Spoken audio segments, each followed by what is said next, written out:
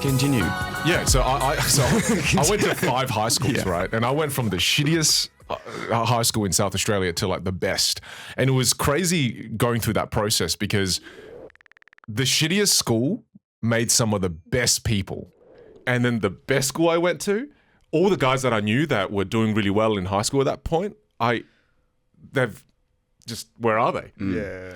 And then to the point of what you're saying is you guys went to you went to a terrible school and you didn't turn out to be anyone great anyway, so that's fine. It stayed but you kind of ruined this story. You're the exception to the rule. No real heroes. No real heroes journey. It was just not from that anyway. But I love that. The reason I love that one, I say this like way too much for people that listen, but there's this great analogy, and I reckon we maybe talked about this in Scotland on the bus trips that we were taking when we were at the golf, but it talks about a person. And again, this is very general, and I understand everyone's got a different journey, but it says there's 2 kids from one family, and the one it was a rough upbringing. They didn't have a lot, not close with their parents, didn't get very well supported, and this kid grows up and isn't very successful in life and isn't happy. They don't have a purpose. They don't have a job. They don't love their friends and family. They're not engaged, and they go, "What happened?"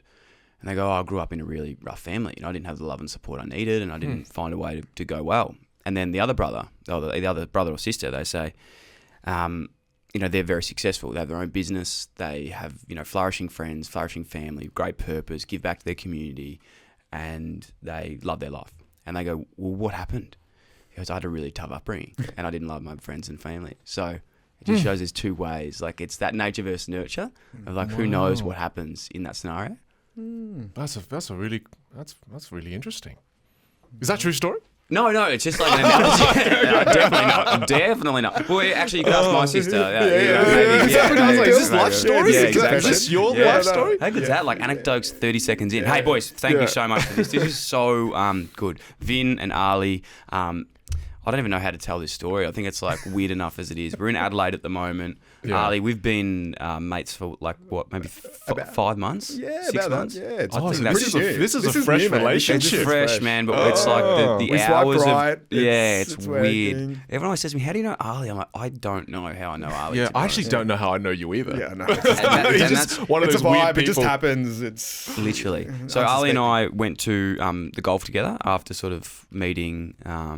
We met, caught up for a coffee. We're talking about some golf stuff. Booked flights. Yeah. Maybe, Ali, you take the story and how that transpired. I think we got introed by Mick Jamo, one of your good mates. Yep. I heard that you were getting into golf. I've got a little bit of a golf club.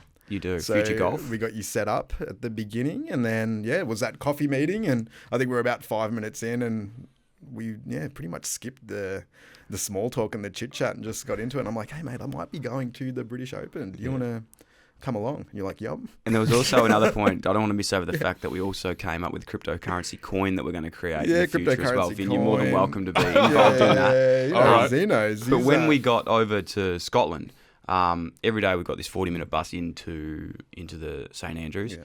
And we were staying in the drug capital of Europe, staying in the drug capital of Scotland, which is called Dundee, which has got, this isn't a joke, I actually met a Scottish woman last night who said that it is the highest place of teenage birth in Europe.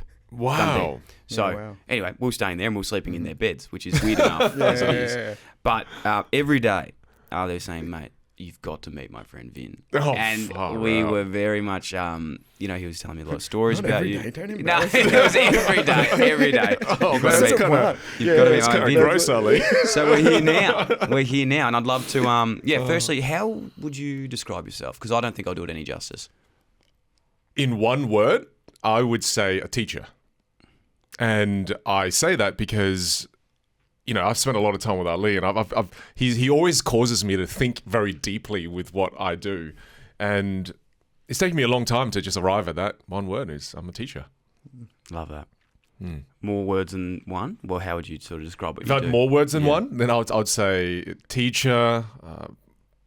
The entrepreneurial bloodline in me is quite strong because my mum and my dad, all my uncles, my grandparents. So definitely part entrepreneur. I am part magician, which kind of makes it a little bit weird. I did not fulfill the Asian prophecy. So, again, things my parents are very disappointed in. Yeah. And I think up until very recently, I didn't realize the importance of being a father. because I've got a 5-year-old boy. And so father is a big one for me too.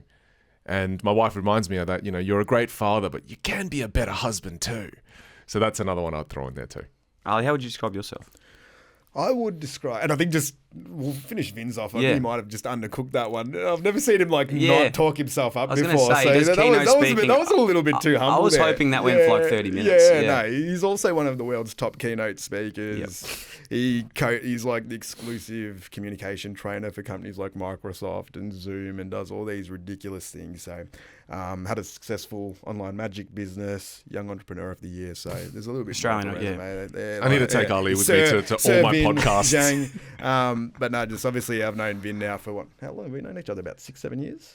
I think I met you in 2015, 2014. Yeah. So when you were starting your career in Australia and over there, and it's been just cool, like seeing just somebody go through their journey. And just before we kick off, like I love that this crew's come together, because I was thinking about like what the common tie is here and why I really like both of you guys and I wanted this to happen was I think that there's just a beautiful concept here of people like reinventing themselves.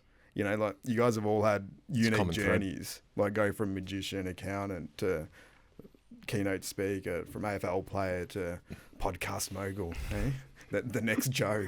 No. But it's beautiful, and I think that's what our story is all about, is that we've had challenges and we've had different paths, and there hasn't really been too many clear paths for us. But we generally make the most of those opportunities when they come our way, and we just give it a red hot crack. So I think when I try to describe myself, it's probably just somebody that likes doing things that they're interested in, that they love.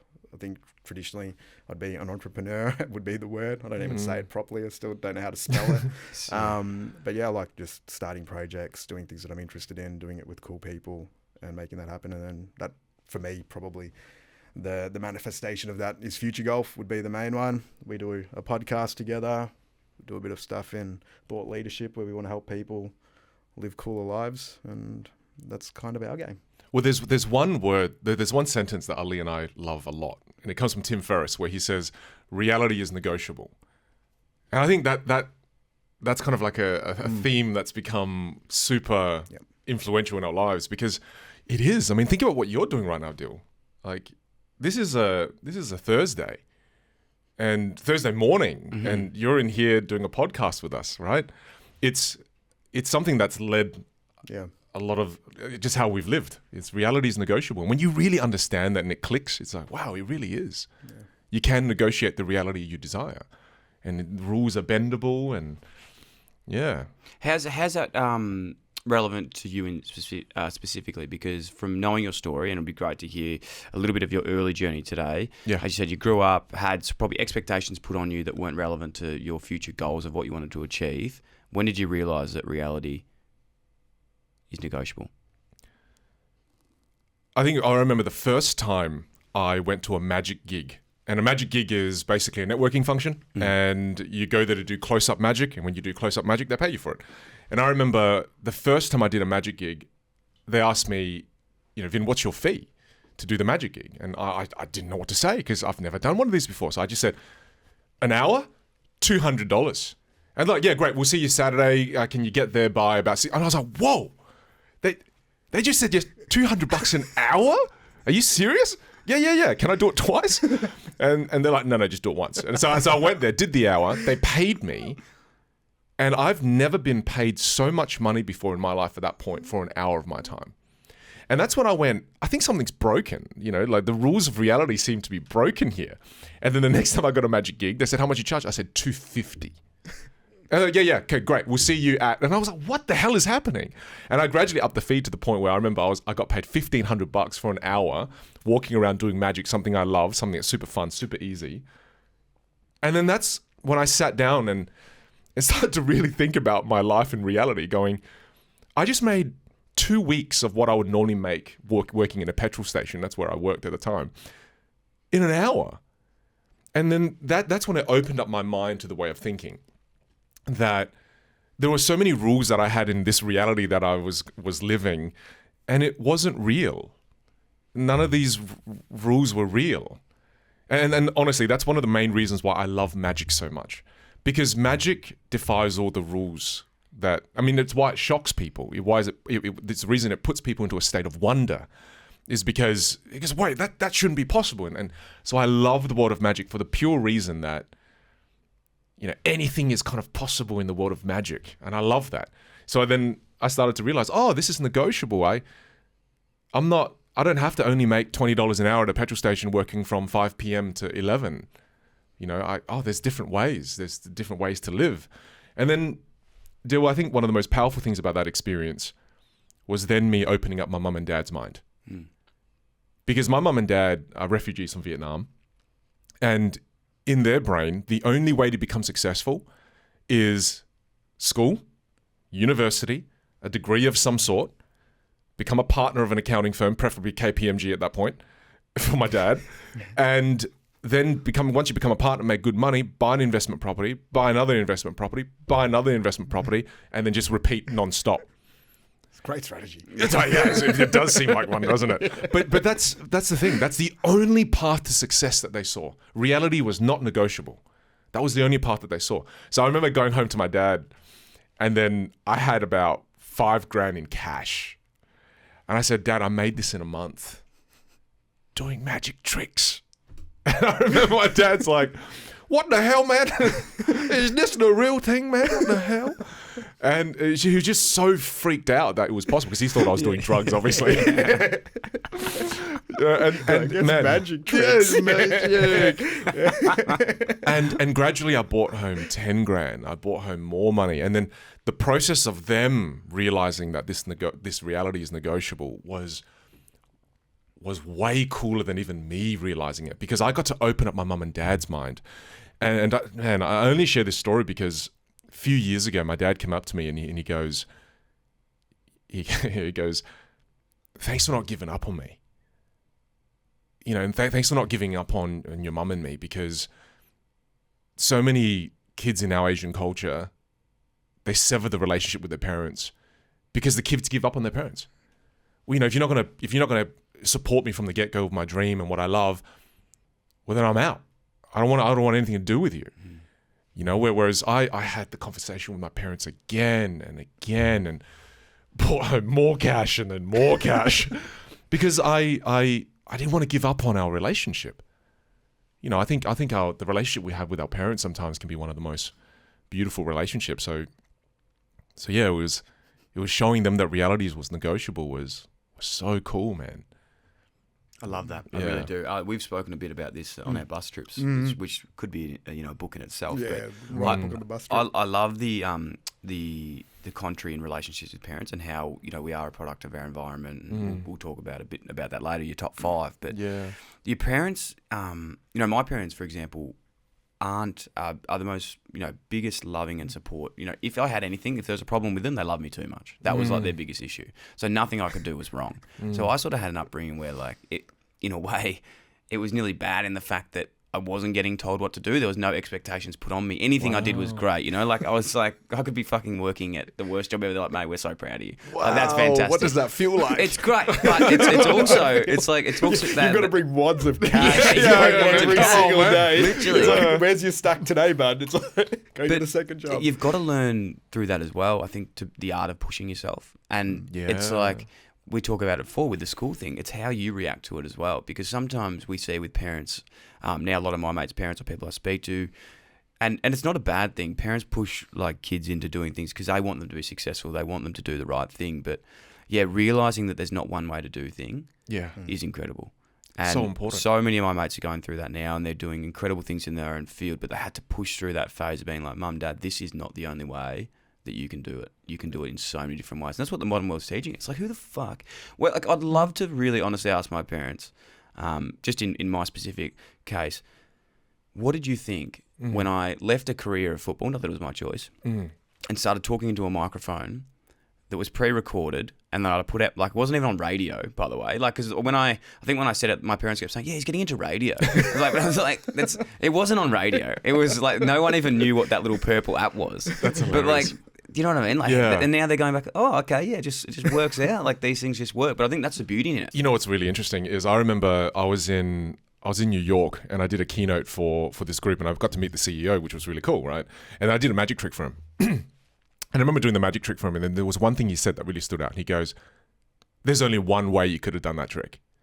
And he told me, and he was wrong.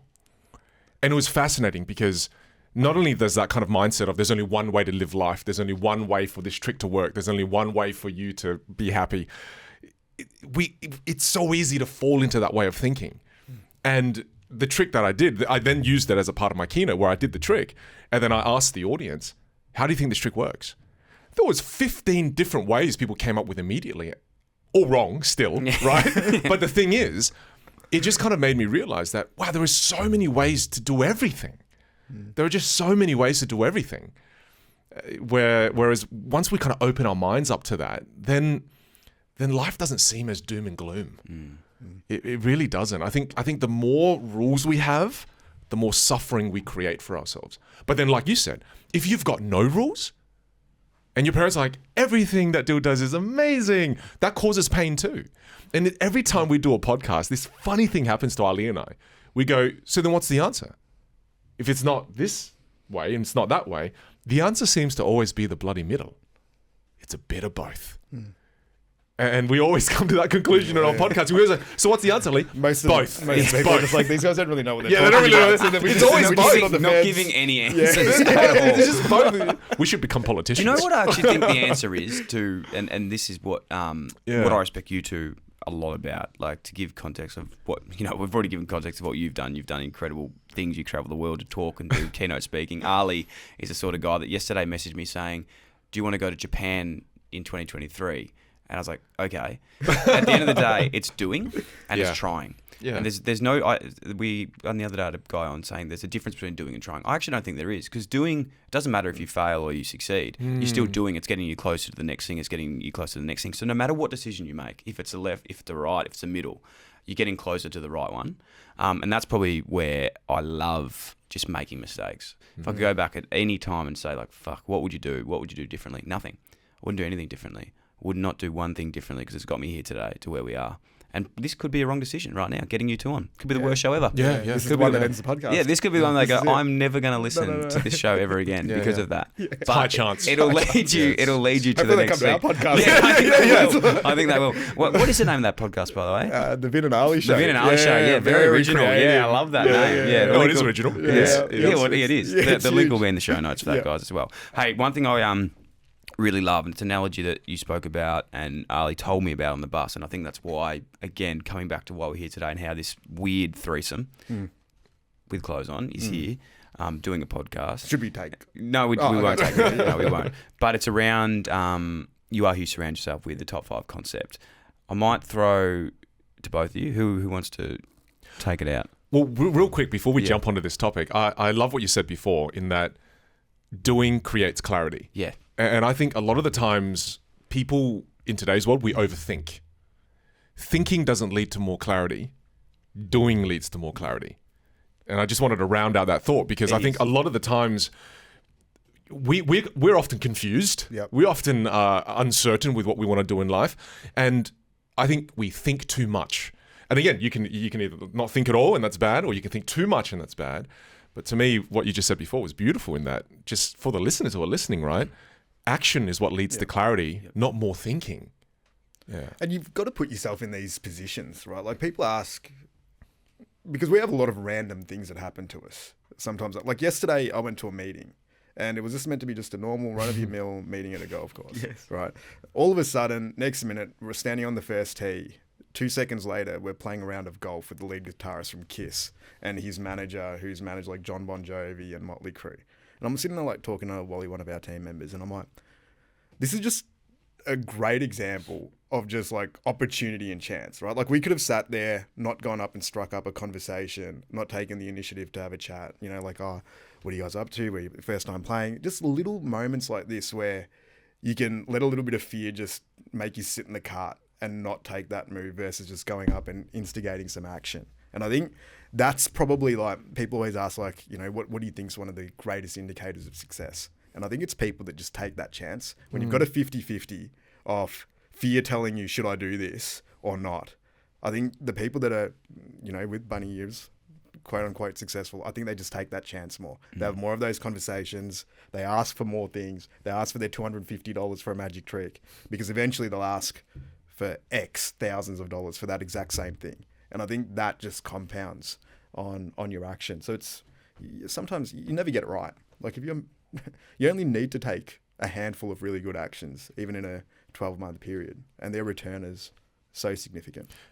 Do you know how I used to do algebra? No, I don't. So, You cheated? no, I didn't get that. I paid somebody to do it? No, but I'm going to connect it to your point because I didn't get the Asian math gene, right? Yeah. So when I used to do algebra, geez, that's rough. Yeah, I know it is rough. Wow. But okay, so this is just a simple algebra equation, right? Yeah.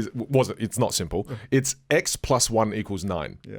Right? So you're going to solve for x. What's that equal to? Right? I dropped out of math. No, but it's okay. So what I used to do is, so if x plus 1 equals 9, I didn't know what the answer was. So I go, x equals 1. Yeah. So then 1 plus 1 equals... Wait, that's not 9. And then I would just replace x for every single number that was in the freaking sequence that we had access to. So I'd replace x for 1, for 2, for 3, for 4. And it was I remember one of the girls that I liked at the time, she goes, "You are so dumb. It's 8. I didn't have that. I didn't have that intellect. So to me, I would just replace x for every single number. I have no idea what you're talking about. You don't know what I mean?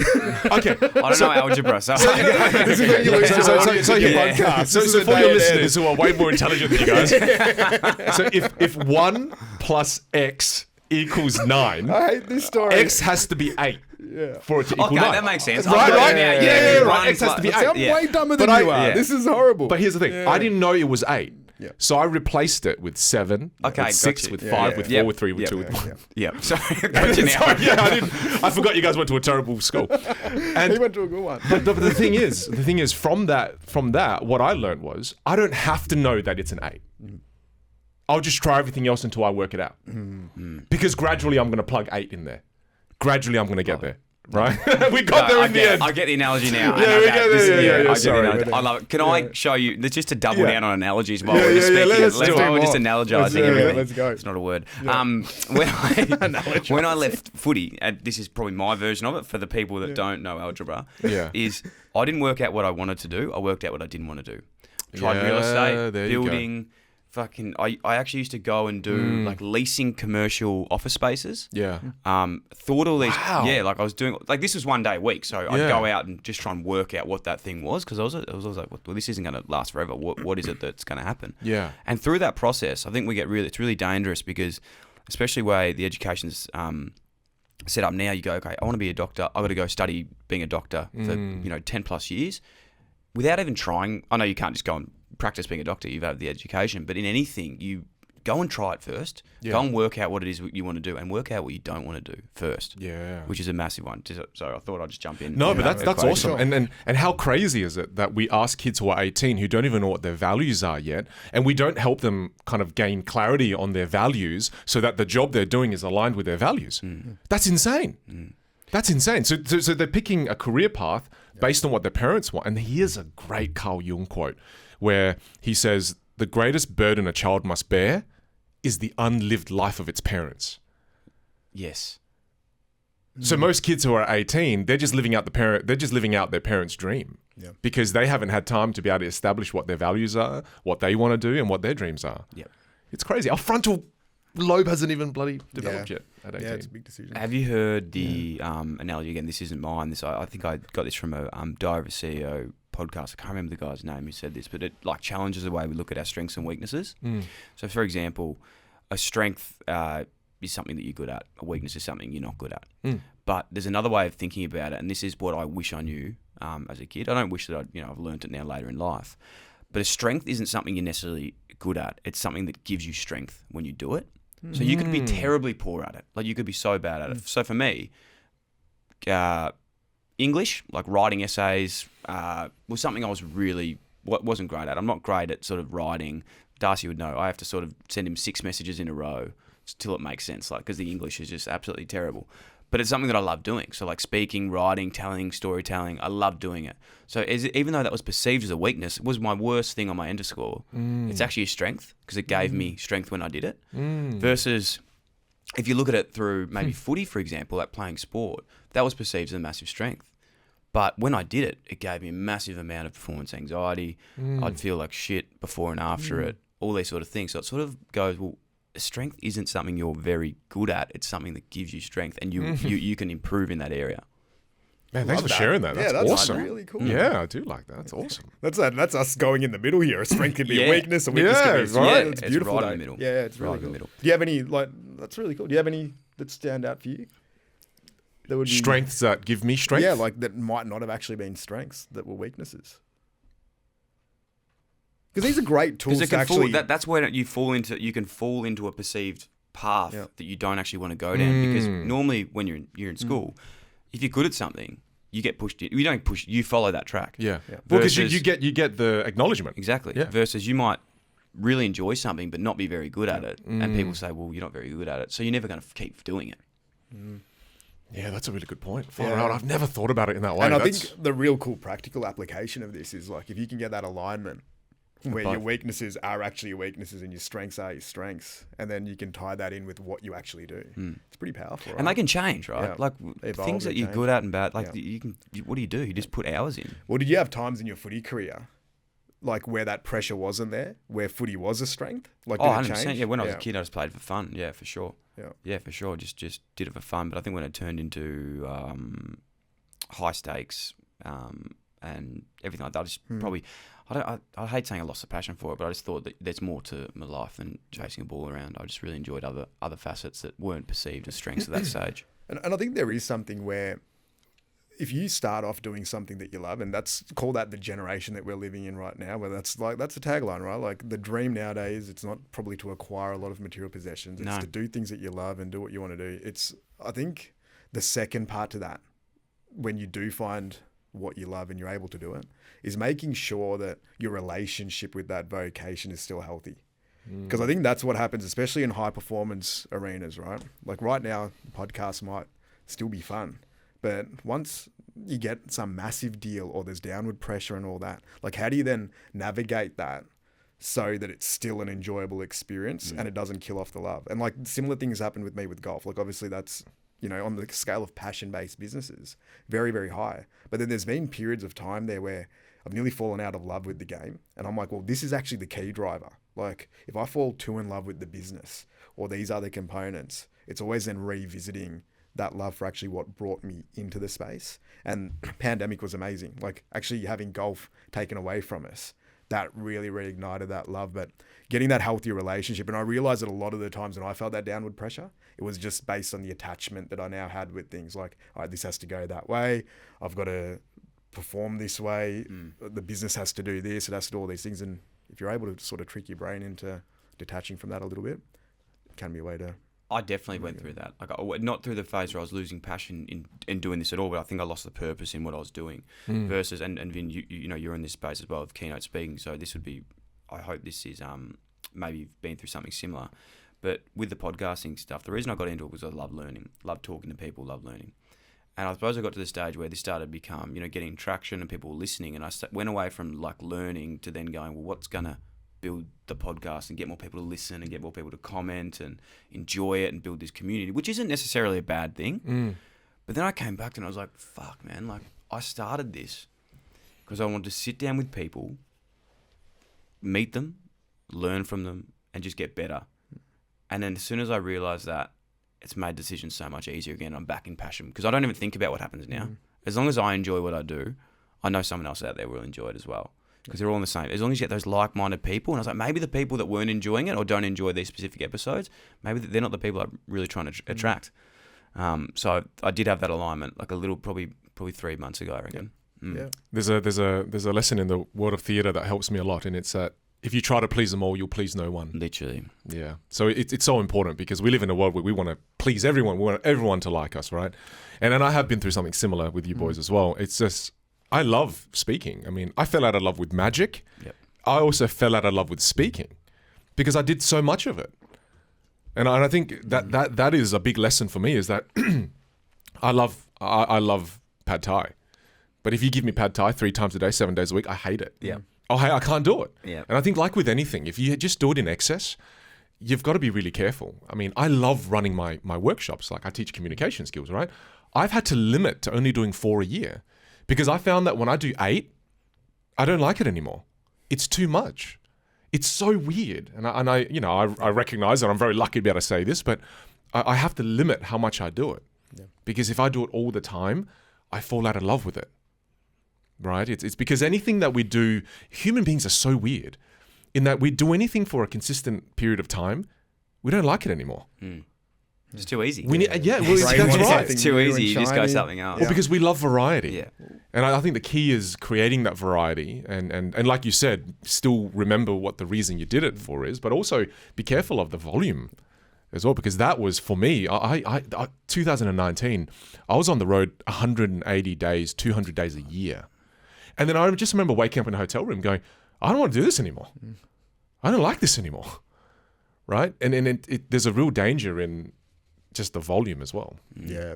Yeah. Just hitting all aspects of it, right? For sure. Definitely. Like even going back to like when the Kiss, like seeing these guys, they've been doing that for 30 years. Yeah. It's like, how do you playing the same same songs, like crazy. the gig, like I think it's one of the most impressive things when people can do 100 shows of something for a 20, 30 year period, because my brain is so far off operating that. Like I struggle to do, if we have to perform the same workshop twice, I battle with that.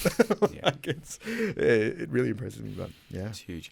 Vin, for someone who hasn't seen one of your keynotes, what do you cover? I talk about the importance of looking at things from different points of view, because the funny thing about magic is I remember getting into magic.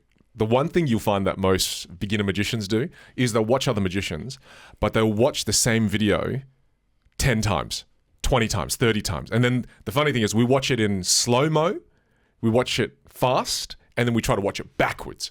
And we're watching the same thing from multiple different points of view to try to work out how the magic was done. So inevitably for magicians, what we love solving puzzles, because a magic trick is just a puzzle. And we love solving puzzles. That's a huge reason why I love magic. So I often share with people, there's a power to looking at a problem from multiple different points of view. Often, the reason why we think a problem cannot be solved is because you're only looking at it from your point of view. Now, when you get to collaborate with other people, the powerful thing about that is when you talk to somebody else about a problem that you're experiencing, they see it from a different point of view, having insights that you don't have. So something that's very difficult for you to solve, you talk to someone else, that's easy, you just do X, Y, Z. So I talk about the power of perspective, why it's so important to continually collaborate with different people from different walks of life. That's what you do is so cool, Dylan. You're speaking to pro athletes and you're speaking to entrepreneurs. You're gathering so many different perspectives that allow you to build the mind that you have. So I talk the importance of that. And then the second point I talk about, which I guess we can riff on now, is the whole idea behind you're the direct reflection of the top 5 people you spend time with. In every culture, you'll find a version of this. In the Vietnamese culture, there's a quote where it's like, if you hang out with squid, you're going to get ink on you, right? And it's just, why are you laughing? It's so profound. Yeah, I know, it's brilliant. Yeah, right. And it's just, but it's just one of those things where in every culture that exists, and I think it exists for a reason, or show me your friends and I'll show you your future, right? There's all these different versions of that. And that's something I try to share with people too, because it's not just about working out who you are in the present. What that quote means is you can decide who you want to become in the future by crafting the people you spending time with now. Like you can craft who you become. That's so empowering, right? Whereas often we feel so trapped in life, but no, you have so much power because you can spend time with people that can shape the person you gradually become. Wow, that to me means, wow, you can craft any future version of yourself you want. You just have to be conscious of that. Whereas, again, I think in life we fall trapped into convenient friends. It's too hard to go up and talk to that manager of KISS. It's too hard to have that conversation. It's too hard to join this new club. A lot of excuses. Whereas you have the power. Is there a scenario that comes to mind that really resonates with you? Yeah. My dad pulled me out of school 5 times and made me move into 5 different schools, man. I hated my dad for that. And the reason for that was I kept hanging out with the bad kids. Because they were cool, man, right? So when I was in year 8, hung out with all the Vietnamese guys that were in gangs and would get into fights because I was like, that's cool, that's just how you find love and get the girls. It's cool. Yeah, it is cool. I still think it's pretty cool, right? But the thing is, I kept hanging out with them, And my dad goes, okay, well, I'm pulling you up. And I was like, no, these are my friends. And the next school I went to, same thing, straight back into hanging out with the cool kids, right? Except in the next school, it was filled with Italians, so I hung out with the Italian gangsters, right? Right. And then same thing, my dad goes, I don't care, I'm your dad, man. I'm not your best mate. Pulled me out again. Hated him for it. And as I reflect on that, when I look at some of my friends in the past now, who I still love, they're still great people, but man, some of them are in jail.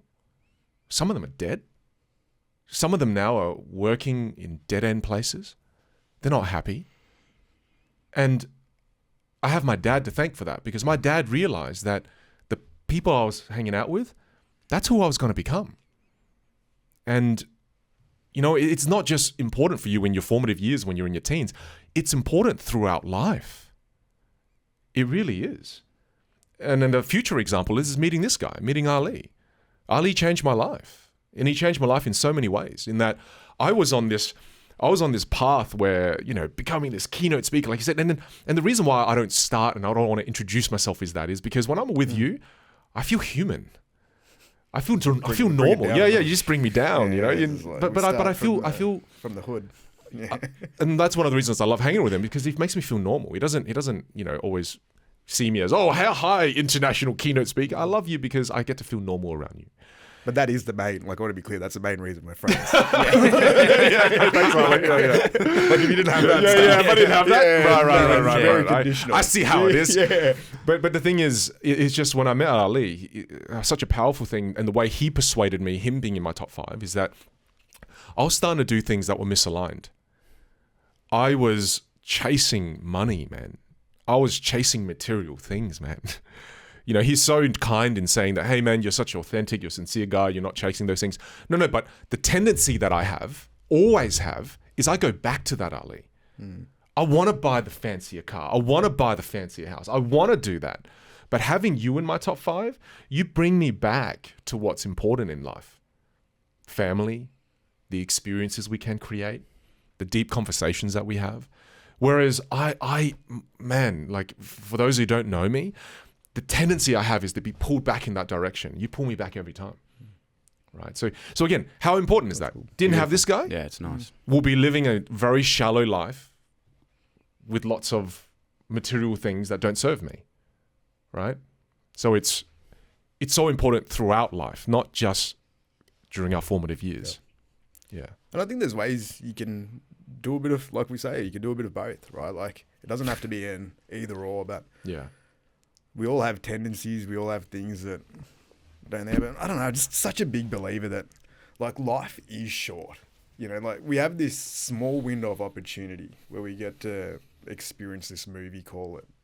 And I don't know, just even when I was a kid, 4 or 5 years old, I'm like, surely there's got to be, this isn't it. There's got to be something else. There's different worlds that we can create. And I think that's why I sort of skew to entrepreneurship, because you get to build these worlds that then unlock new worlds and new doors and open it up. And I think, that's what friends are like as well. When I think about this sort of group coming together, every conversation that we can have, there's always got to be a new world that can get opened up.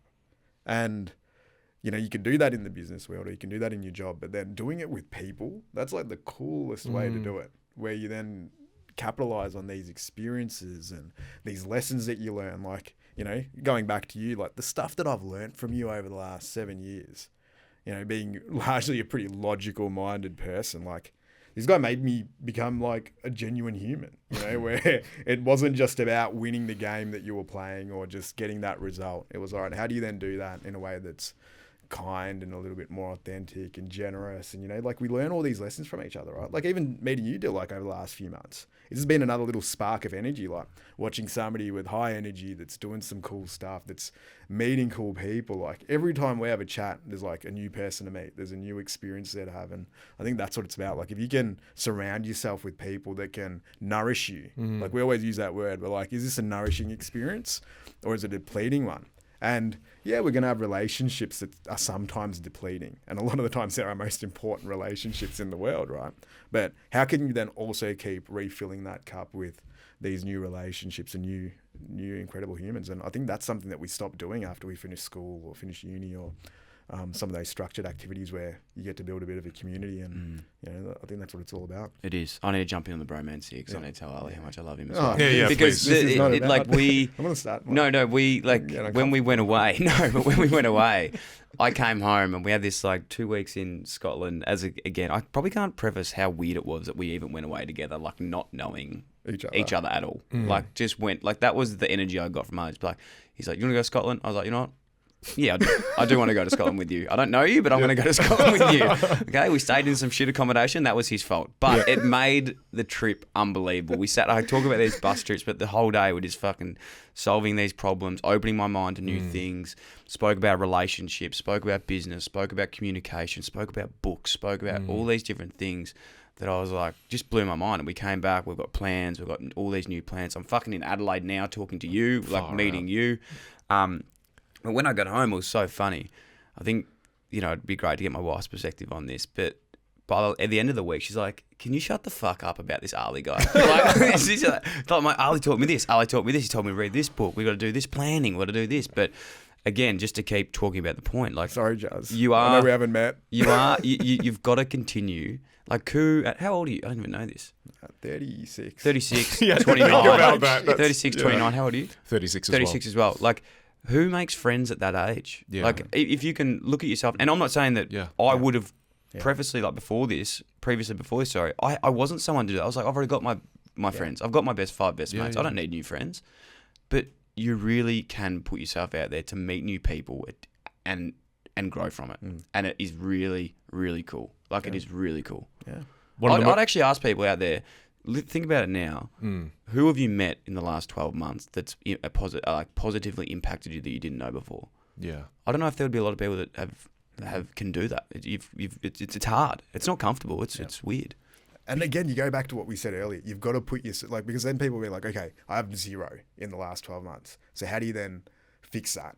Right? You've got to put yourself in positions where you can make those interactions happen. And when you are older, I think the easiest way to do it is combining a passion that you've got with a community. Yep. Go join a class, go join a club, go traveling, do some of these activities, whatever's sort of within range and reason. It can even nowadays, we've got so many tools online. You can find these things. Recently I've been opening basketball cards, with my old mates and a couple of new ones. And then you build friendships just from these random little interactions. But you've got to put yourself in situations where you can unlock these things. And I think that's what we get lazy with that as we get a little bit older too, because we get super comfortable with our crew, right? And it doesn't mean that you have to trade out your old crew. You still keep nourishing those deep long-term relationships, but that top 10% or bottom 10%, you can just change up a little bit. I mean, if you sit there and you think about it, how exciting is it to think that I still am going to meet one of my best friends that I haven't met yet in the future? How cool is that? So cool. Imagine. I mean, think of one of your best friends now, right? And think that you're going to meet another one of those in the next 5 years. That's going to come into your life and radically shift your life. I mean, why not, right? And that to me is such an exciting thought. Yeah. Imagine that. Imagine thinking of your best friend right now and go, there's another 2 or 3 of them that are still on the way. Cool. It's so good. And I always love this quote as well. The quote is that, what you are seeking is currently seeking you, right? So it's that friend you're seeking, they're trying to find you too right now, but you have to become a certain person for them to be able to find you. And it's because when I look at the friendship you both have right now, slightly jealous you both went to Scotland without me. but then thinking about it in the sense that you had to become the Dill that would have stood out to him.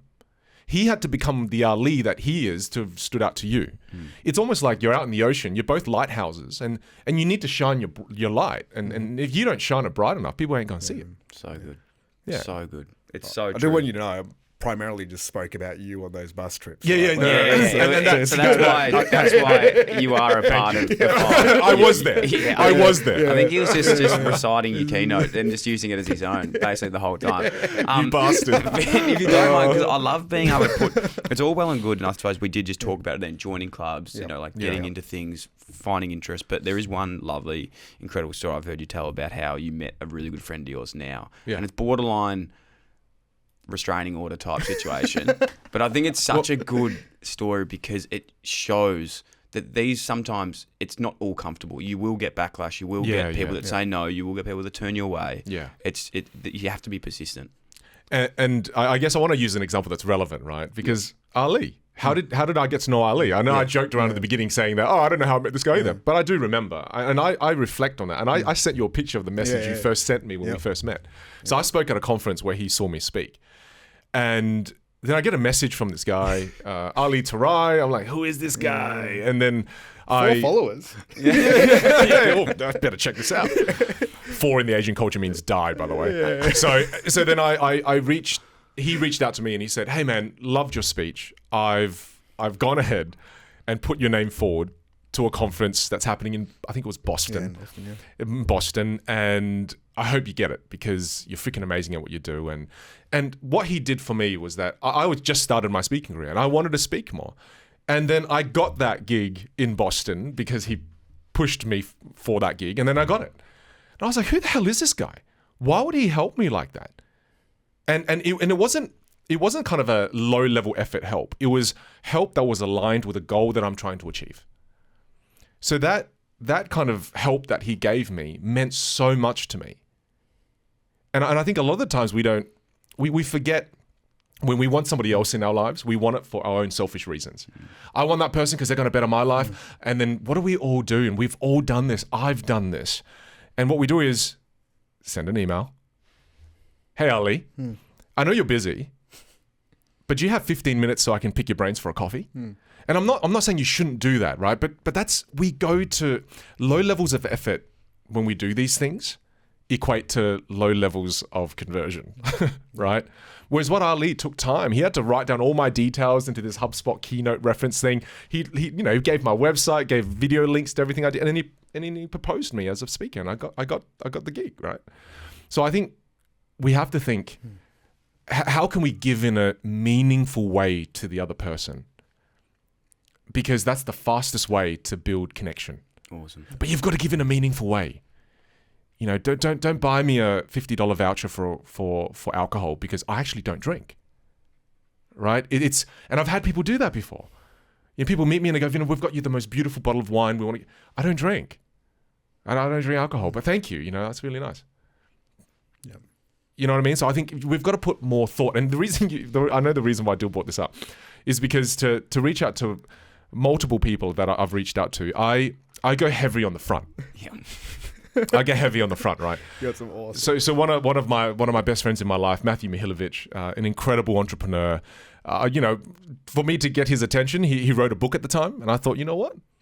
I'm going to buy 1,000 of his books, right? And it was a lot of money at the time. That was most of my savings. But then I did it, sent him a photo with me and all the books, and then I had a lot of books to give away after that, right? But then what I did was, and the reason I did that was because I knew he wrote a book, and that he wanted his book to impact the world.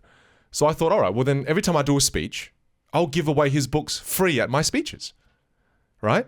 And then what was crazy was people were getting me to sign his book, which was hilarious. So then I had videos of me signing his book. That's and I sent it to him, so and he loved it. And the most beautiful friendship has came as a result.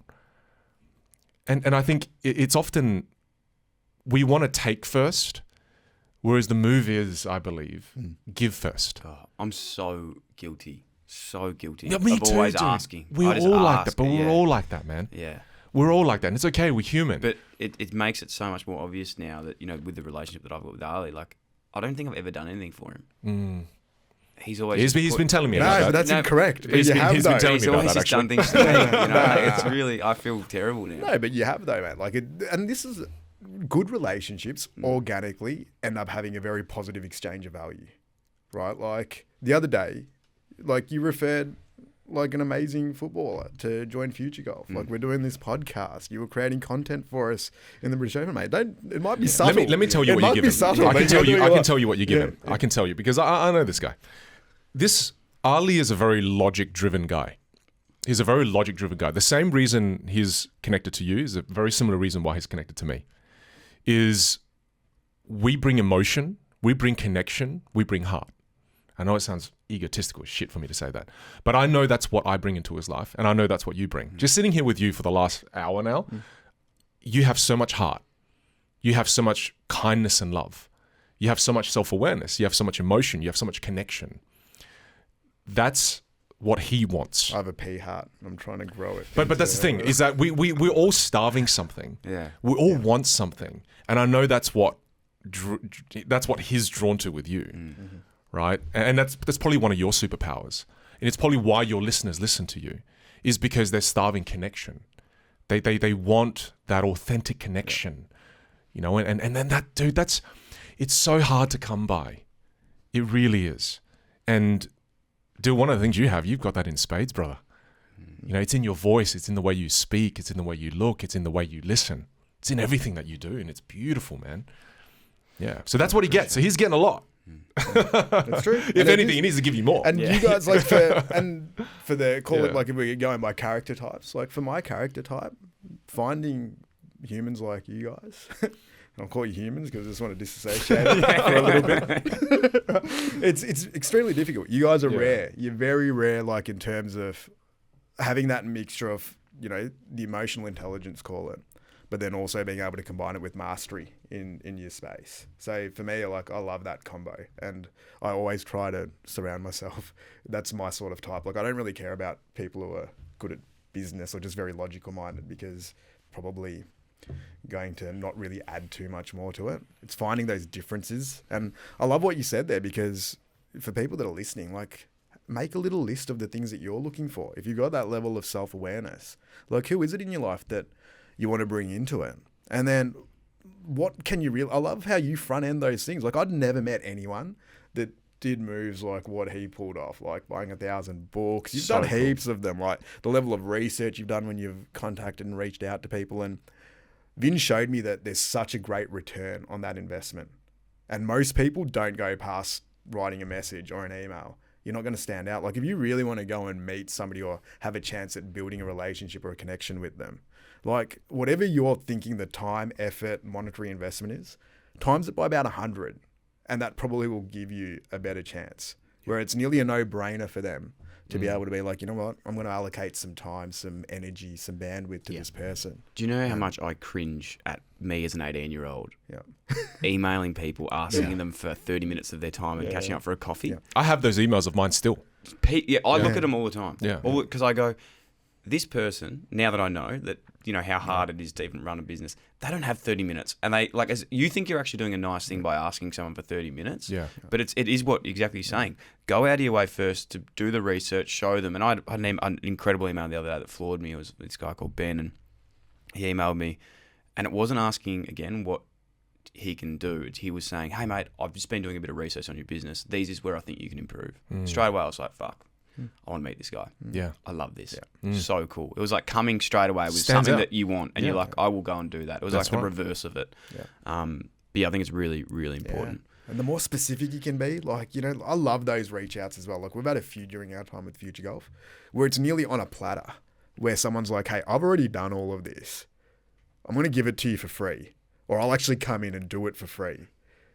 In 2 weeks' time, if you like it, then we can have a chat. But there's no obligation here.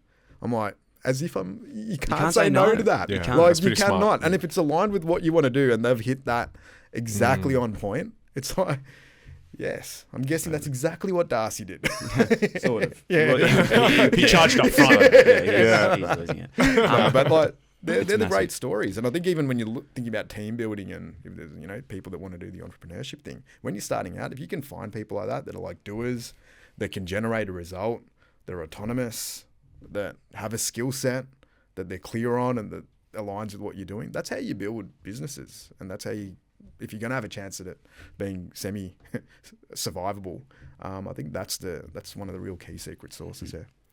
You said something earlier when we were talking, and it came back. I think it's relevant for everyone's story, and not just us, but just in general. Something that a quote that I heard years ago from a former coach was like, get comfortable being uncomfortable. And every day that becomes more relevant for me. Like, you just, as soon as you're feeling comfortable, you go, fuck, I must be going backwards. Because I think that you don't grow from being uncomfortable. And there's something that, this is what I really respect about Ali under a lot of things, but he, CEO of his own business, great guy. Didn't think, you know, at the start that he was as funny as he is now. But Can you talk us through what you did recently or a couple of years ago with the comedy festival and just put this is to the extremes that he goes to put himself out of his comfort zone of things that he doesn't do. Can you give us a taste of a bit as well? Oh, yeah, come on. Here we go. Come on, we're a brother. bit rusty. It's been a few years. Just give it a crack. Give it a crack. We'll see if it gets there. I think but yeah, a few years ago, I was... And why? Well, I was looking at fear just as a concept and... going back to just what life throws up at you, right? I'm like, there's something here with fear where it definitely holds you back. So I was scared of heights and I'm like, okay, well, better go skydiving. We'll give that a go, tick that off. And then I was like, all right, scared of heights still. After skydiving, that bungee jumping still looks pretty scary. So we'll go do that. And then I'm like, what else is really scary? And this is probably even after we started connecting and I was watching. Well, you made me do it too. On the big stage. After he did it. We did it in Chicago. Made me do it in Chicago. Worst experience I've ever had. The bungee or the sky? The comedy. Oh, the comedy. You did it as well. You made me do the comedy. And I was like, worst experience of my life. So I was just Googling around one day and I'm like, looking up what's the scariest things you can do. And after keynote speaking, which rates right up there, comedy's, I think, pretty close. I don't think it even registers on the list because it's that scary. Comedy is higher. I think comedy would be higher. People aren't everything about it. And there's a crew, School of Hard Knocks in Melbourne that I think they just started running this course. So you'd go in for 3 days and then pretty much, walking off the street, they'll try to help you write some bits. They have a couple of expert comedians there. And then after the 3 days, you do a show in front of 100 people. So it's all the friends and family of the people there. So you write a 5-minute bit and you're sitting there and hats off to comedians. It is one of the hardest things. And there's no middle ground, right? With comedy, it's literally there's a big bright light shining on your face. Yes, my heart rate, I'm getting sweaty thinking about. So am I. I'm not even doing it. Literally, it still brings back bad memories. Yeah. And you're sitting there, and so there's 8 of us in this class, and there's the big bright light. I think I was number 6. Right, so you see the first 5 go on stage, just eat shit. Right, it was not. I reckon it's nearly been 40 minutes without a laugh. no one's after you. You're next up, and then I'm like, oh crap, and sweating.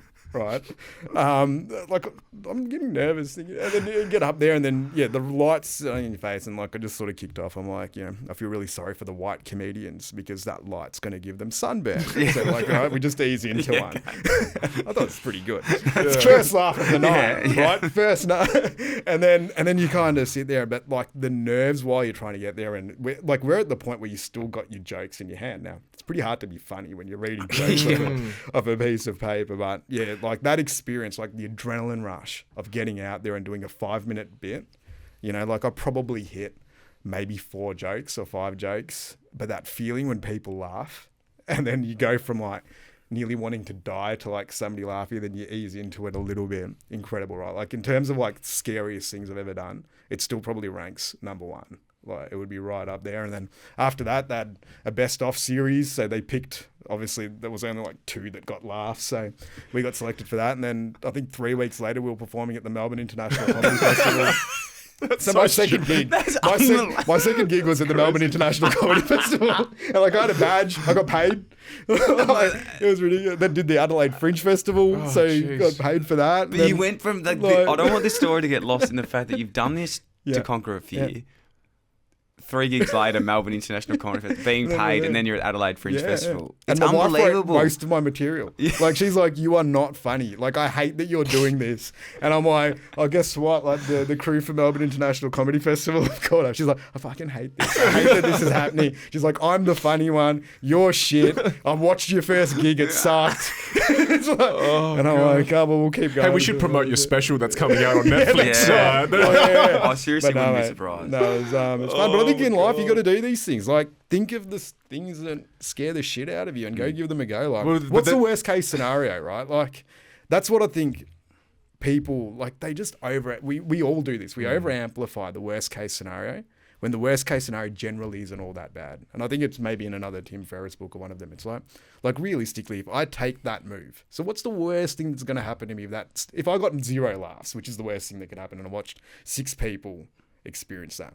The worst thing that's going to happen there is like no one laughed, realistically. And then you get on with your life. And then it's funny in 6 months. It's funny in 6 months' time. Or you can tell yourself a story of, oh my God, I'm a piece of shit. I never should have done it. You know, and like you go down that narrative path, which isn't really going to help you. And I think that's the big danger, that it's what we do to ourselves. It's like we give things a go, we fail. And then instead of being like, all right, how can I do better the next time? We'll be like, oh, I just suck at this. You know, like golf's a great example. Like the amount of people that swing a club the first time, they don't hit the ball properly. Like, nah, not for me. You know, like, I suck at this. I'll never play. It's like, yeah, just swing it like a few more times, you know. And after about 1,000 of these, you'll probably hit a good one. And I think that's just a really cool analogy for life, is that give things a go, and the more that it scares you, it's a signal. It's like in the same boat as what we spoke about before around relationships, meeting new people. The comfort zone is the same in doing. Like when I was younger playing footy, we go on all these camps all the time, consistently like running until you have to throw up, challenging yourself physically, doing all these things. And I got to a stage last year where I was like, I haven't done anything that's challenged myself in so long. As soon as I said that, the next week I got invited on a fucking resilience camp. And one thing that I hate about like anything is I actually am cool, you know, something that I am trying to do. I am very claustrophobic. So when I used to get scans, like I used to have to get sedated, like put under. Oh, wow. Like I genuinely freak out in these situations. Like hate being in lifts with a lot of people. Anyway, didn't really know what was going on. The first thing that was on the resilience camp that we went to, I was like, oh, hopefully it's on day 3. We went caving in Tasmania. Oh, no. And it was like, at the time, I went there not knowing, I only had my brother-in-law with me, and the rest of them were 11 guys I'd never met before in my life. The most embarrassing thing was going like, holy fuck, you know, am I going to be able to do this? I'm going to freak out. They're going to have to drag me out of this fucking cave. Like, what's going to happen? The first test is like this squeeze test. I went last. You know, what's the squeeze test? So it's like a squeeze test. They do this thing at the start of when you go caving. Yeah. You just go underground caves for those who aren't... In water, yeah? No, not in... Okay, there's water sections, Far but you have out. to go like underground caving in Tasmania. So the squeeze test at the start is basically they take you, and they don't tell you this, and I said, I wish they fucking did, but I'm more happy that they didn't, was the test at the start is the hardest test that you'll do the whole time. So if you can do that, you know that you can do the rest so of you it. fit through it. So you fit through everything. Well, it's like if you don't fit... Because there was a guy that literally was... We had to drag him through it.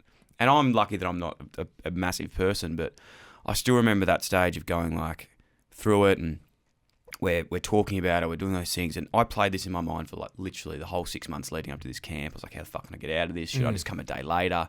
All those types of things. And we got there, and David Butterfint, one of my old coaches, was running the camp, and he's talking about it. He goes, you know, if you experiencing anxiety around anything that you're doing, you can breathe, you can do these exercises, you can talk to yourself, you can do this. And I'm like, okay, yeah, do these breathers. And he goes, but at the end of the day, just fucking get it done. And I was like, what a good analogy. Yeah. You can do all these things, but at the end of the day, just fucking do it. And I was sitting in that cave, I'm going through this squeeze test, going like, I breathe, think about it, I'm starting to panic, I can feel it, my chest is getting tight, and I was like, fucking just do it. You fucking dumb fuck, like, just fucking get through David Goggins and style. it just worked. It worked. But yeah, I don't know where that story is going, but I think it's just important to keep... I love that. Yeah, Well, I mean, it just simplifies it. Just simplify it. Just fucking get it done. That's you right. fucking idiot. No, but that's a tool as well. Yeah. It's just recognizing that that's a tool. Yeah. That it comes to a point in the journey, you just have to jump. You just got to do it, right? Wow. Hey, you boys are doing something very cool coming up together, collaborating. There's going to be an online course for this. Talk us through it. What's it about? What can we learn? How can we get involved? Because I think after today, there's going to be a few that are keen to learn some new analogies. I think we've got to talk about why it came about Hey, first, that too. right? Yeah, please. I think that's pretty important. I mean, you want to start with that? You start. You're the storyteller. Well, this was really weird because in 2016, just in my speaking career, it was one of the peaks of my career. And then I remember this was just after I kind of met you. And I went on this journey myself too, because at the peak of my career, I felt the worst. It was so weird, man, because I was taught in my life up until that point that if I make a lot of money, I'm able to buy my mum and dad a house, I'm able to buy a nice car, then I should be really, really, really ecstatic and euphoric. But I wasn't. I felt really depressed. And I remember sitting down with my wife, and I said to Pei Wen, I said, I think I'm in trouble. Like, I think something's wrong. And these were hard words for her to hear. I just said, you can't help me. Lenny, my best mate, can't help me. No one can help me. The only person that can help me is me right now. And the only thought I had gone through my head, Dill, was that I thought to myself, if I was able to cram a 6-month university course in 2 weeks and pass, I can work this shit out. But I needed time on my own. So I asked my wife, I said, look, and I started freaking out over this thought that my whole life I've never spent 7 days by myself for myself. And then that thought just kept going through my head around, and it freaked me the shit out. I just went, fuck, I've never spent 7 days for myself by myself. I love my family, taught to always serve the family. So then I said to my wife, I need these 7 days away. And my wife genuinely thought I was going to go kill myself. And then she goes, I have to send Lenny with you, your best mate, just for the first couple of days. So then Lenny came with me for the first couple of days, and I was okay. I was fine. And then Lenny left, and I was there by myself in Queenstown. And I booked a little Airbnb on top of a place where there's like no cell reception. And then I went up there and I had a bunch of paper and a bunch of crayons and a list of 25 questions that I wanted to ask myself. And when I started answering these questions, I wrote down the answers, I stuck them on the wall, and I realized that all the answers that I was writing were bullshit because they weren't my words. It's what my wife wanted. It's what my mum and dad wanted. It's what I felt society thought I should want. And then I went through a little bit of a panic attack because I went, what is my voice? Like, where is it? Like, how have I become so lost that none of these words that I see to the answers of the questions that I'm asking are mine? And then that was really confronting. So then I had to sit there, look at answers that weren't mine. And then I remember this quote as well. It was from a director where he goes, you know, your voice, you, the real you, when it speaks, it whispers. But life drowns out your voice. So in the stillness of being my own, I started getting scared of ghosts and shit. And then I sat there just going, well, what is my voice? And it took 3-4 days before I started to get little clues to the questions that I was asking myself. You know, and that's when I was building this career of being a keynote speaker, and I was doing all these things. And from those 7 days, that's when I realized that I'd been living my life based on the goals that I set when I was 18. And the reason why we call this experience and this course of ours Recalibrate was that I didn't recalibrate my goals, my values, who I was for 10 years still. For 10 years, I didn't recalibrate. So the goal when I was 18, what was it? Oh, buy a really awesome sports car. Make $1 million. Why $1 million? I don't even know. Just make $1 million, man. Just make the money. I don't know. All right, buy a house, buy multi-million. Like, just do it, man. That's. So I'd been chasing goals since I was 18. At the time, I was 26, 27. And I'd achieved the goals of a previous version of me. That's why I was unhappy. Because I'd achieved the goals of someone else. I achieved somebody else's goal. And I'd lost track of who I bloody was now. And that was me in my own way going through the process of recalibrating myself. And then this is when I met Ali. It was funny, we met during this time. He was doing the same thing. This is when you were working for the university. Yeah, and mine, I have no greater grand story for it. Yeah. But my one probably sits more. It's so fucking hard. It is a very good story. Oh, it's unbelievable. It's amazing. It's unbelievable. Just sit there. It's like, and mine, I'll do the practical application version. Yeah, of this. definitely. Is probably, I was at a point in my career where I was doing all right. I was working in higher education, and I'm like, a lot of the work that I was doing was strategy-based work. So you'd sit there and you're solving problems, right? It's like, okay, this is the goal of the institution. This is what we want to achieve. And I'm like, we spend so much time, especially in the corporate world, doing like business strategies, where you'll sit there and you'll map out, you'll look at the finances, you'll look at the budget, you'll get the people around, you'll look at all the different moves that you might make. And then there's usually results that you then want to achieve. And I'm like, okay, well, this is great. And then I started reflecting on it. I'm like, I'm pretty decent at this in the business world. And then I started looking, I'm like, I'm not really good at it in my own life. And then I started thinking, I'm like, does anyone do this in their own life? Like, actually sit there and map their life out like it is a proper business strategy, where you'd have a vision statement and you start looking at your values and you reflect and you looked at what your strengths and your weaknesses are. And, like we've got variations of this in the way that we now do it, but even just things like, okay, well, what have I done over the last 12 months? It was really awesome. What are some of the things that weren't that great? what are some of the things where I need to find a little bit of inspiration and new thought and new ideas? Like, who are we following right now? Who's doing some cool things here? Who are the people that I want to learn from? And then you can start collecting these things. So, we call that sort of collecting the dots, right? Where you bring everything together. And then after you collect all the dots, it's like, all right, well, how do we then connect it? And then you start forming the strategy and the plan. It's like, okay, well, these are some of the outcomes that I want. These are some of the actions that I need to take. These are some of the knowledge that I need that I don't really have, that I need to find. And if you keep following that cycle, stuff starts happening. So yeah, around the same time, like 2014, 2015, I'm like, I'm probably going to transition out of this career. I'm hitting the end there. So if I'm going to do all these other things, I need some type of plan and strategy. And for my brain and the way that it works, I like having things down on paper, like documents and lists, just make me feel safe. That's my security blanket. Like, some people, they'll like call up their friends and they'll go out and like, that's where they get that comfort from. I get it from there. But definitely, if I have a good document and a good list going, hello. Now we're talking. We've got a nice little Google Doc going at docs. the moment. Always docs. Updates all the time. We communicate in docs. Is this normal as well? Because he's invited me to his house his beach house down at the beach. He really wants me to go just do a one-on-one with him. So that actually is going to be a one-on-one call. Yeah, that's right. Because I was sort of thinking, he wants just one-on-one. I was like, this is it's weird. It's how you know you're in the inner circle. It's just we're going to go down. Yeah. I'm going to do that. Like, because we spoke about this when we were in Scotland. I was like, similar thing. And not the fact that I'm incredibly grateful right now. I'm living a life that I cannot. Every day I wake up, I'm like, what the fuck's actually going on? Yeah. But I think that's nearly even more important to calibrate where you are, because you've got to make sure you continue to doing what you're happy with. Yeah. Which is clarity, super cool. man. Clarity. What we're talking about here is clarity. I mean, we just did a podcast the other day where, we reached out to our social media to go, hey, what do you guys want us to talk about? And overwhelming amount of comments that were coming through were people feeling lost and overwhelmed. And I think the lack of inspiration, being lost, being overwhelmed, not knowing what you like, all of it, the root of all evil seems to be a lack of clarity. Because when you wake up and you're clear on what your values are, you're clear on what it is you want to do, you're clear on when you're clear, then you're motivated, then you're inspired. When do we procrastinate? When, I'm not really sure what I should be doing. Yeah. And I think clarity is so important. And when you sit down and you go through this process, the powerful thing in it is that what you get is clarity. Mm-hmm.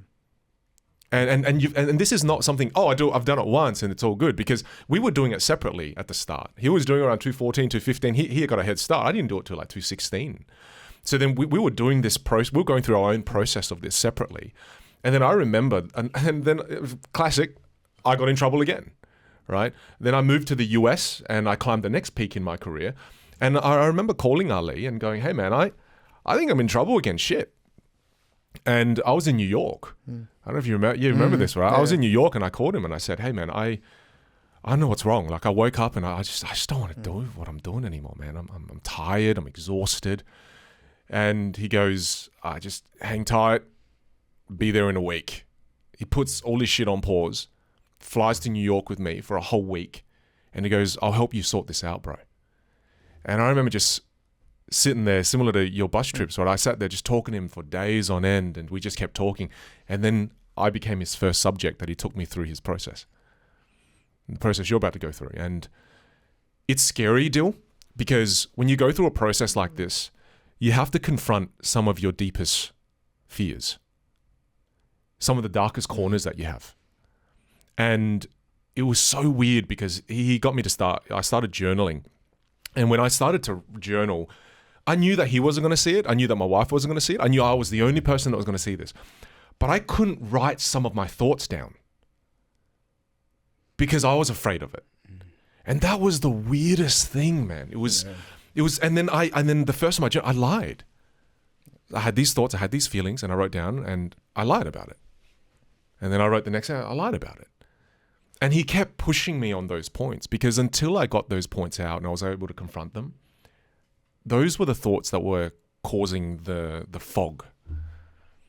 The not addressing some of those, not putting some of those things out into the open. That's what made life foggy.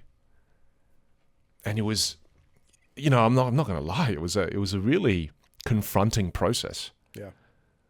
Well, it's about truth, right? Like we tell ourselves stories and we bullshit ourselves a lot, and it's just the reality. Like even now, like I could sit there and think that, I'm pretty good at this process. As soon as I think that, I'm probably bullshitting myself. 100%. You know, like even when you were talking there about fears and doing things that you're uncomfortable about, straight away my brain started thinking, I'm getting lazy. Like I haven't done anything like that in a couple of years now. Like I think I'm getting comfortable and I'm starting to enjoy that comfort. So now, like even after this convo, I want to go Google some shit. It's scary, you know, like caves, like that got me a bit nervous. I'm like I think that's there, but I think that, you know, with things like these, and I sort of kept this process nearly hidden because I'm like, I think it's weird, you know, it's maybe something that not many people do until Vin and I went through it, and I'm like, like this is like, he was at that point the most successful person that I'd ever hung out with, and I'm like, he's going through this stuff. So I'm like, if he's doing that, because I just thought that my brain's weird and I need these documents and I need this sort of over thought out kind of thing. But I'm like, what it gives you, it gives you a bit of clarity. It lets you understand yourself a little bit more and a bit of truth. But I'm like, and then, I'm like, okay, I started talking to people about it. I'm like, you know, we did this. And then a couple of my really good friends were like, can we do it as well? And went through it and I'm like, all right, maybe there's something in this. And, you know, I've got kind of the logical side there and with this man's storytelling ability, like, because I think a big part of it is you've got to understand your story and you need to know the reasons of why these different things are important too. And adding that colour and the fact that probably examples that have lived it, it's really important. But yeah, I think it's something that just when I look at it now, like outside of what we're doing in the business world and all that, like I'm like, I always think about impact. Like how do you have the greatest level of impact? I'm like, golf's cool. Like golf's going to impact people on a lot of different levels. But if you can, like, even if it's a small handful of people, play some role in how they live their life, it's pretty cool. And like for me and the way my brain works is you get an insight into someone that's pretty crazy to see, okay, this is what they're really about, you know, and it's powerful, right? Because once you get that too, like it nearly looks after all the outcomes. So people always start with their goals. You know, it's like, I want to be a millionaire. I want to start a podcast. It's like, yeah, why? You know, like why do you actually want to do that? What does that align with? And some people will be pretty close, but that discomfort that they feel is just that gap between their understanding of who they are and what they're about at that point in time. And what we love about it, it's called recalibrate. It always changes. Like who we are now, those docs are going to change. And the cool thing that we've got like 7 years of these documents, you know, and funnily enough, like it's ridiculous how the stuff just plays out. Yeah. Like we'll write some random stuff in these docs and you look at it in like a year and it's like, we did like 80% of these. I think that's alignment. That's if you get it pretty on point, then you prioritize those things that you want to hit. Then the actual material outcomes end up being pretty crazy. It's like nearly a hack to get what you want. But then for me, it was always about happiness too. Like I never wanted to just get outcomes. Like I think by the time I was sort of mid to late 20s, I was pretty good at getting outcomes that I wanted that were relatively difficult. Not all the time, but I was like, okay, there's a system here where if you do these certain things, you can generate outcomes. But then I'm like, but I'm not really that happy though. Like like what you said before hit hard.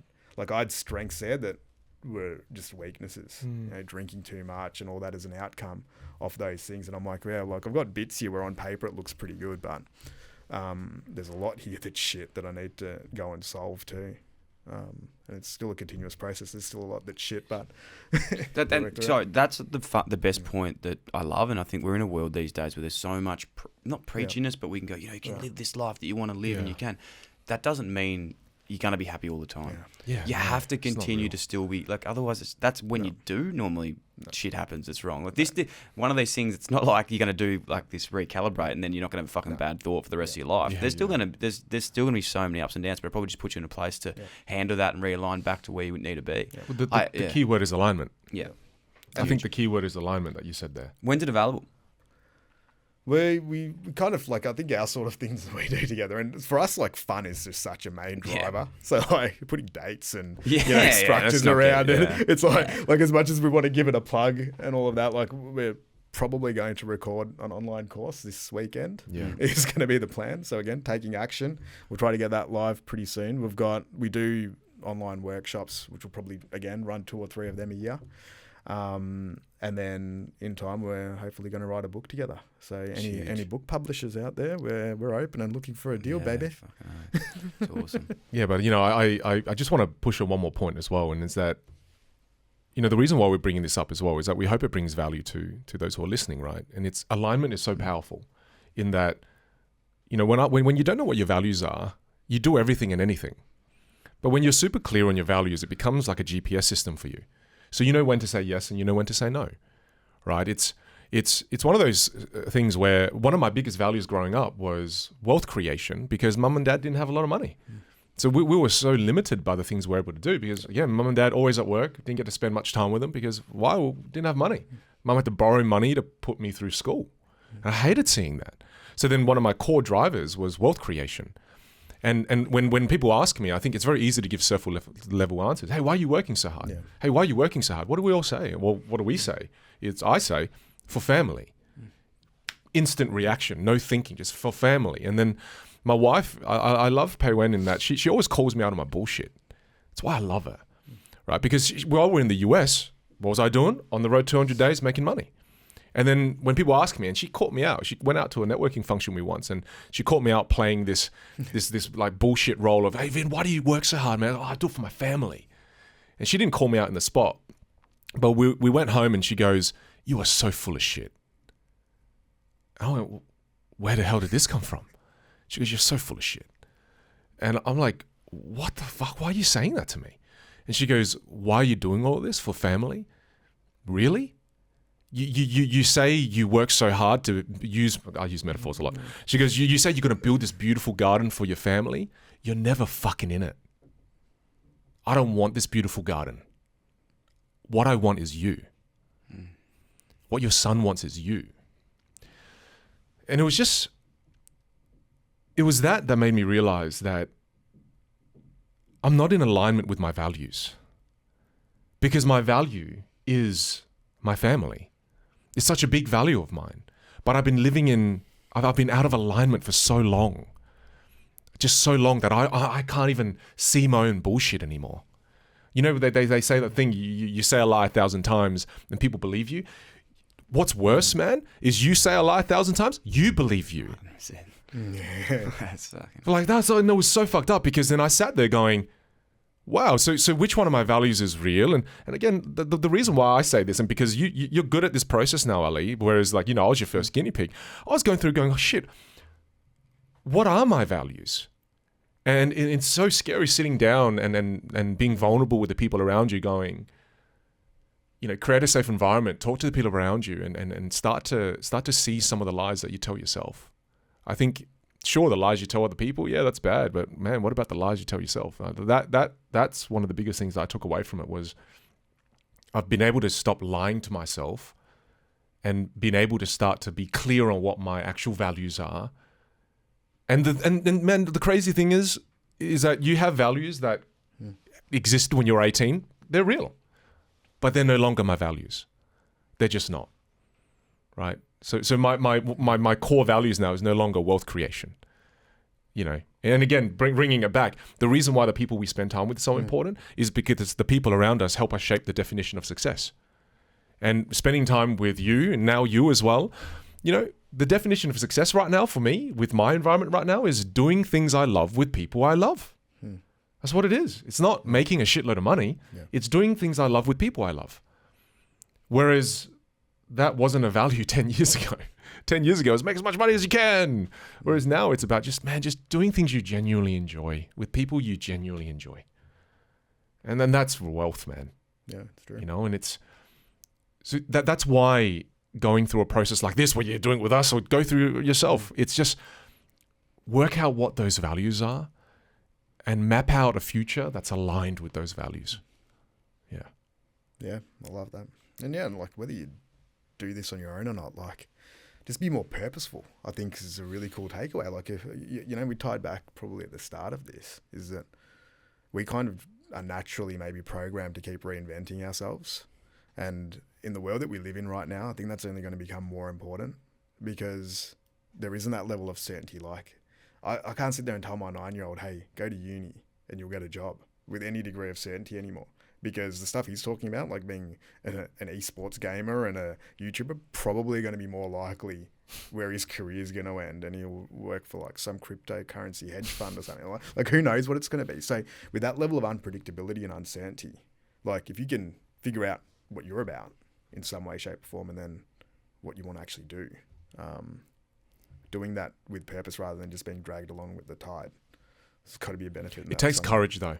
Yeah, it does. It does. You know, as soon as someone says about like, why are you doing this, straight away, my brain switches off because you don't want to think about that. It's hard. It's such a fucking hard question because you don't. You know, a lot of the time you don't know. You know, but you don't. Yeah. It's like those questions when as soon as you say it, you're like, oh yeah, that's why. But to actually put it down, it's very, very hard, and you have to think a long time. As you said, it took you what 3, 4, 5, 6, 7 days in a house in New Zealand to do. And then it wasn't done. It wasn't done. It was just progress. Yeah. It was just progress, and this still is progress. And after doing this for 6, 7 years, the crazy thing is we message each other. You know, I was in Berlin and he was bloody with you, and then we message each other and he just checks in. He goes, hey, just checking in, man. How you doing? Give me an update. So I update him. So I sent him like a full list point update on how my life is going. And he gave me the same thing. I'm like, hey, man, this is pretty aligned with our life goals and our life design right now. That's pretty cool. That's pretty awesome. And this is the closest we've ever been. And we've been doing it for 6 or 7 years. Huge. It's not that you do it once and you work out your whole life, man. I think you've got to be so careful that people who go, I know the way, I know the truth, be so careful of that. Because they don't. We don't. No, we don't. I do not. It's just a process of you have to continually find it. And we talk about this too. It's not about no one's here to give you the meaning of life. It's the pursuit of that meaning that is the meaning. It's not the actual answer. Yeah. It's just the pursuit of it. There is no answer. There's no answer. It's just continually pursuing. So what we're saying is we'll do this course and we won't have any answers. You won't. No, but the thing is you won't. Yeah, you're in the middle. Yeah. I love it. But sign up now for $99.95. Mate, I think today, like what's been incredible. As much as I've enjoyed. I was like Dr. Nick on talking about all these things. I think the biggest step of it, if anyone has enjoyed this and they're still with us and they're listening, I think the biggest part of today that I've learned is like continue to push yourself and go to what scares you and then recalibrate, realign yourself with who's around you and look at those two things. I think if they're the two messages we can get out of today, if anyone can take, and if you can honestly think, when was the last time I made a new friend, you know, in the last 12 months, who am I surrounding myself with? Am I too comfortable? Because as I'm saying this now, same to you, I'm sort of thinking, I might need to fucking listen to my own advice here and start like doing this again. Because look what comes from it. If I didn't say yes to that weird guy that asked me to go to Scotland, a lot of things wouldn't have happened right now. A lot of things. So it's pretty cool. It's exciting. One more thing I'll add as well. Please do. Right? Friends, cool. I think another really cool move is just, if you're listening to this and you did like it and you don't hate us yet, it's like, today just take an action that is your action. So something that you've picked that not somebody else has told you to do, that you're not being forced to do. Like one action that you actually want to take, right? Because I think that's also a really big part of that. Like you make that move and it's proactive and, you know, it's for you, especially if you're somebody that's always pleasing other people and you're getting, you know, most of your life's reactive or your parents are telling you what to do. Well, just do one thing today for yourself and see how that feels. And then if that feels good, do it again tomorrow. And then if that feels good, do it again the day after. Like you don't need to do 50 things. It's like one to two things that you actually are proactive about. It's pretty cool. Love it. And I feel now pressure to leave everyone with a thought too. Yeah, you should. and I guess the thought I'll leave everyone with is this, right? And one more thought. Then we'll do one more round. Yeah, then we'll do one more round after this. No, but look, I think one of the things that I took the most out of, and this is the reason we started our podcast. Yeah. When I was in my mid-20s, I got into a lot of debt because of bloody Google AdWords, yay. Yeah. And then as a result, I remember this really low moment where my old man comes into my garage where I was, my office, and he goes, "Why did you fail?" And I'm like, "I don't know, man. Why don't you tell me? Not in the mood, Dad." And then my dad goes, "You failed because you have no soldiers in your army." I was like, "What the fuck does that even mean?" Not this Confucius shit now. And it turned out to be one of the most profound moments in my life, because he walks over to my bookcase, which is a bookcase full of books that I never read, and he goes, "I can tell out of this bookcase you've read 4." And he goes, "When you read a book, son, the author of the book stand behind you in an army, willing to fight for any battle you call him or her to fight for." You've got 4 soldiers. You're fighting a battle that requires an army of 100. And then at the time, he didn't have any money. He pulls out his credit card and he goes, not for anything else but building your army. Build your army. And he taught me a lesson that often in your life, it's not that you're not capable. It's not that you can't do something. It's often that you just don't know how. That's it. And I was building an online business. I didn't read any books on online business. I read the book, How to Get Rich and I didn't read any online books about client acquisition, online marketing, nothing. I had no soldiers in that army. And what I learned was that it's not that you're not capable, it's just that you don't know how. And we live in a world now where for $14.95, while things are on sale, you can go and buy a book from a thought leader that has spent the last 25 years thinking about a certain problem that you currently have, and you can solve it. And not just buy one. With a budget of $100, you can go buy 4 to 5 books. So the very reason why we started our podcast, which is reviewing books, 2 of the most uneducated guys you probably know reviewing books. But we do that because we try to encourage people that it's not that you can't.